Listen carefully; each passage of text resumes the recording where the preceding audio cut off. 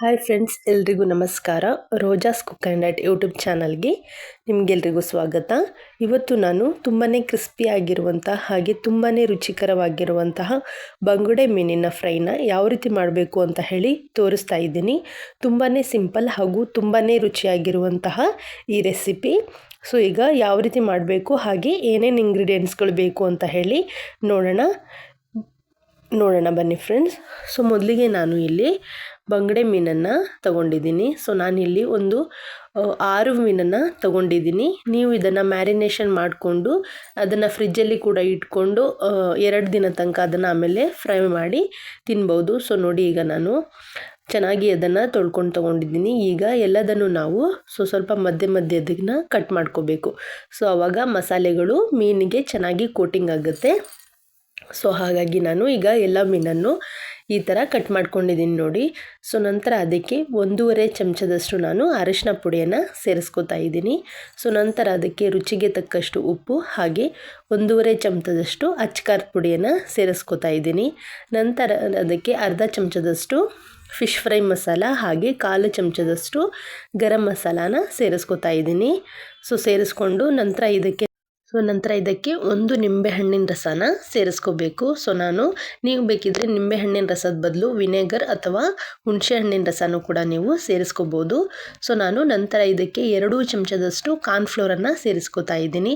So ನೋಡಿ, cornflour ಸೇರಿಸ್ಕೊಂಡ್ರೆ binding ಚೆನ್ನಾಗಿ ಬರುತ್ತೆ, ಹಾಗೆ ಸ್ವಲ್ಪವೂ ಕೂಡ ಎಣ್ಣೆಯಲ್ಲಿ ಬಿಟ್ಕೊಳ್ಳಲ್ಲ ಮಸಾಲೆಗಳು. ಸೊ ಹಾಗಾಗಿ ನಾನು 2 ಚಮಚದಷ್ಟು ಕಾರ್ನ್ಫ್ಲೋರನ್ನು ಸೇರಿಸ್ಕೊಂಡು ಹಾಗೆ ನಂತರ ಅದಕ್ಕೆ 1 ಮೊಟ್ಟೆಯನ್ನು ಸೇರಿಸ್ಕೋತಾ ಇದ್ದೀನಿ.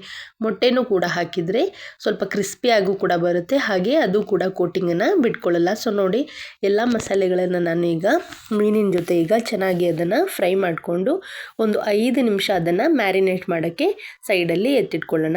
ಸೊ ಅದು ಚೆನ್ನಾಗಿ ಮ್ಯಾರಿನೇಟ್ ಆಗೋ ಅಷ್ಟೊತ್ತಿಲ್ಲ ನಾವು ಈಗ ಎಣ್ಣೆನ ಕಾಯಕ್ಕಿಟ್ಕೊಳ್ಳೋಣ.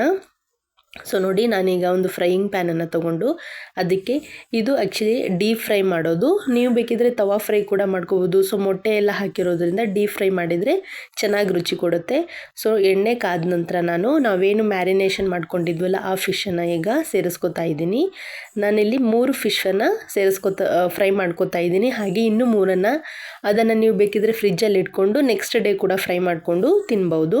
ಫಿಶ್ ಫ್ರೈ ಮಾಡಬೇಕಾದ್ರೆ ಎಣ್ಣೆ ಮಾತ್ರ ಚೆನ್ನಾಗಿ ಕಾದಿರಬೇಕು. ನೀವು ಅರ್ಧಂಬರ್ಧ ಎಣ್ಣೆ ಕಾದಾಗ ನೀವು ಫಿಶನ್ನು ಹಾಕೋಬೇಡಿ. ಅದು ತುಂಬ ಬಿಸಿ ಆಗಿರಬೇಕು, ಚೆನ್ನಾಗಿ ಕಾದಿರಬೇಕು. ಆವಾಗ ನೀವು ಫಿಶನ್ನು ಸೇರಿಸ್ಕೊಳ್ಳಿ.